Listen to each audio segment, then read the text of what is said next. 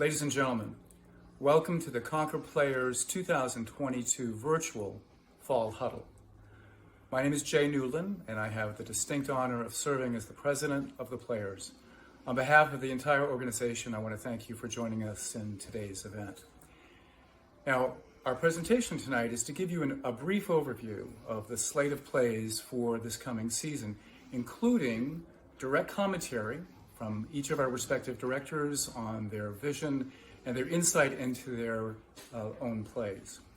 Our season opens in November with the mystery comedy, The 39 Steps. You may recognize this as the film from 1935, and is performed with a cast of only 4. One actor plays the hero, one actor plays the girl. The other 2 actors play every other character in the show: heroes, villains, men, women, children, and even inanimate objects. In February, we'll be presenting Paula Vogel's Tony Award-winning play, Indecent. This is inspired by the true events surrounding the 1923 Broadway debut of Shalom Ach's God of Vengeance. This is a play by some seen as a seminal work of Jewish culture, and by others as an act of traitorous libel. The play charts the history and the incendiary drama and the path of the artists who risked both their careers and their lives to perform it. Lastly, but certainly not least, in May, starting in April, we'll be presenting in honor of Louisa May Alcott, who is our patron saint, and happens to be her 190th birthday, the decennial presentation of the Concord author's most famous book, Little Women. We offer this this year as the Broadway musical from 2005, which is the telling of the beloved story of the March Sisters. Now our directors are ready. Our first one is here now. Hi, my name is Andrew Rhodes. I'm the director of The 39 Steps at the Concord Players. I've been working in theater my entire life. I now direct and teach and occasionally act in Eastern Massachusetts. The 39 Steps started as an adventure series done into segments in magazines and eventually turned into a novel in 1915, written by John Bouchan. And it was the first novel that took us this archetype of the man on the run, trying to get away, the average man thrown into absurd situations but still seems to become the hero. Eventually, that novel was turned into the 1935 film directed by Alfred Hitchcock, which is what our production is based on. But there were also 4 other novels starring Richard Hannay as the hero and 3 other productions of the movie. Some closer to the book, one closer to the Alfred Hitchcock production, but our show is based on the original 1935 film directed by Alfred Hitchcock. Oddly enough, the U.S. premiere of the play was at Boston University at the Huntington Theater. So it premiered here in Boston. So our show, based on the original film, is taking all these Hitchcock tropes, these noir film styles, and exaggerating them to the point of absurdity. But on the other hand, we're using as minimal set as possible. We're trying to do as much of it with lights and sound to try and keep that black and white feel. The whole show is performed by 4 actors. We have Richard Hannay, who is our hero, the lead, and who never changes character. He's kind of the straight man all the way through. We have the female lead, who plays the femme fatale, the coy ingenue, and also the heroine of the play. And then we have the 2 clowns, and that term is not used loosely. Those 2 people perform every other character in the play. So overall, we have 4 actors performing over 38 characters. I was really hoping it would be 39 characters to go along with 39 steps, but it didn't quite add up. So if I find a way to add a couple more characters, I will, just because I like bookends. I'm really looking forward to the show. I love physical comedy. I've done stunts for a living. I've done pratfalls, a juggler, sword fighting, you name it. So all kinds of physical comedy thrown into this production. I'm hoping you guys will come out and see what we do with all these black and white film noir adventure story on stage. We open November 4th. I'll be there. I hope you are too. Hi there, my name is Shira Helena Gitlin. I use they, them pronouns, and I'm going to be directing Indecent for Concord Players this season. As a director, I've worked with many different Boston area theater companies, including Speakeasy Stage, Moonbox, Boston Playwrights Theater, and more, but this is my first time working with Concord Players, and I am so honored to be bringing this incredible piece of theater to life. I first saw Indecent on Broadway in 2017, and from the moment the play started, I knew I was witnessing something special. A play within a play with music but not a musical. I'd never seen anything like it. And as a queer Jewish theater maker, I saw a part of my own history that I'd never heard of before. I knew I needed to direct this show as soon as possible. Indecent is a rare piece of theater that simultaneously documents and creates. Fictional narratives weave through real figures in history as we follow the creation of the first Yiddish play on Broadway, Sholem Asch's God of Vengeance. In 1923, on opening night, the production was shut down and the whole cast was arrested for indecency. We follow Lemel, the stage manager, as he watches the show go from a reading in a tiny kitchen in Warsaw to productions all over Europe to a Broadway premiere and finally back to Poland, to an attic in the Lodz ghetto in 1943.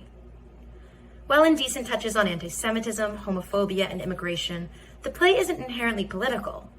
Instead, we watch the true history of a piece of theater play out before us and witness these themes, which are all still incredibly relevant today as books and movies are banned in schools all over the United States. Ultimately, Indecent speaks the loudest about authenticity, truth, and fear. God of Vengeance wasn't just shut down because it showed a scene where two women kiss, but also because it showed Jewish people in all their forms, the good and the bad, the pure and the evil. Indecent brings up the question of assimilation as actors are forced to leave their identities and homes behind, translating Yiddish to English and undergoing rewrites in order to please the Broadway audiences. And it wasn't just the legal system that had issues with the play. It was also other Jewish people who were afraid of the repercussions of the story Asch was telling. There are definitely solemn moments in this play, but I find this show hinges on joy, celebration, and creation. We watch a performance in a Berlin cabaret, sit with Eugene O'Neill over a beer, and experience the excitement of setting foot in America for the very first time. Indecent takes us all on a visual and auditory journey through the rich history of Yiddish theater. I am so excited to bring this joyous piece of art to the stage, and I can't wait for you all to be there in the audience with us in February. See you then. Hi everyone. My name is Katie Swimm, and I am thrilled to be directing Little Women the Musical at the Concord Players this spring, opening in April 2023. The book is by Alan Nee, and the lyrics are by Mindy Dickstein, and the music is by Jason Howland, and of course, the story is based on the wonderful novel by Concord's own Louisa May Alcott. And although I've directed at various theaters around Boston, this is my first time directing at the Concord Players, and I am so thrilled and humbled to be entrusted with this piece and welcomed by such an amazing group of artists, and I'm so excited. So today I want to tell you a little bit about the history of Little Women at Concord, and also about my vision for the piece and what I hope to do with the first musical version of Little Women that is being produced at the theater. So, in 1856, Louisa May Alcott helped to found the Concord Dramatic Union, which became the Concord Dramatic Club in 1872, and in 1919, the Concord Players. Since 1932, which marked Louisa May Alcott's 100th birthday, the Concord Players have produced a dramatization of the novel every 10 years, including an adaptation by playwright and Concord Players member David Fielding Smith. So here we are in 2022, and this time we're going to produce the musical version of the wonderful story. So the Broadway version opened in 2005 and starred Sutton Foster in the tour de force role of Jo March, and she was nominated for a Tony Award for that performance. And I'm excited to bring this to the Concord stage for a number of reasons. First, it is so special and unique to be able to produce a show set in the town in which it was dreamed up. That's really singular. And so from Orchard House to the Wayside to the Concord Museum, I'm just so excited to learn more about what influenced Alcott as she was writing the novel, and I'm excited to not only steep myself in that history, but to make sure the cast and the crew and the designers and the community understand that story through the lens of this musical. Second, I can't wait to work with all of the talented actors in our community in realizing these roles. Of course, the Jo March role is a wonderful tour de force, as I said, but the other March sisters, Meg, Amy, Beth, Marmee, Aunt March, Lori, Professor Bear, these are all beloved characters from this story. And I'm just really excited to work with the talented folks who are going to embody and bring these beloved characters to life, but with their own spin on them. That's a really exciting opportunity. And lastly, despite its root in the history of Concord and the production being a really well-known story, I think there's just so much room for imagination and creativity in the way that we share this piece. So as you may know, the musical version intersects scenes from the novel that will be really familiar with melodramatic representations from Jo's short stories from her imagination. And those scenes involve villains and heroes and hags and trolls, and there's just so much room to really get creative, both from the actors and the designers, also hopefully from me. So I'm really excited for April 2023, and I can't wait to see you at the theater. Thanks, everybody. And there you have it. So I hope that you are as excited about this season as we are. So we'll see you at the theater. I just want to remind you that tickets are on sale. We still have subscriptions available. We are your community theater, and as a nonprofit organization, we welcome any contribution that you can provide. And most importantly, I want to thank you for your continued support for the theater.